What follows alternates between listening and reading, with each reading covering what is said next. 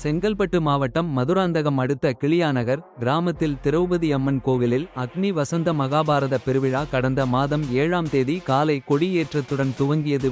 விழாவையொட்டி தினம்தோறும் மகாபாரத சொற்பொழிவாற்றி வருகின்றனர். விழாவின் மற்றொரு நிகழ்வாக தினமும் தெருக்கூத்து நாடக சபாவின் மகாபாரத நாடகம் நடந்து வருகிறது. இதில் திரௌபதி கல்யாணம், அர்ஜுனன் தபசு, கர்ண மோட்சம் போன்ற நாடகங்கள் முடிந்த நிலையில் இன்று இறுதி நாளான முக்கிய நிகழ்வாக துரியோதனன் படுகல நிகழ்வு வெகு விமர்சையாக நடைபெற்றது. இதில் கிருஷ்ணர் வேடமிட்டவர் முன்னிலையில் பீமன் வேடமிட்டவர் துரியோதனனை கொள்வது போன்றும் பின்பு துரோபதி கூந்தலை முடிப்பது போன்றும் நாடக கலைஞர்கள் தத்ரூபமாக நடித்து காட்டினர். இந்நிகழ்ச்சியை காண சுற்று வட்டார பகுதியிலிருந்து ஏராளமான பொதுமக்கள் கலந்து கொண்டு சாமி தரிசனம் செய்தனர்.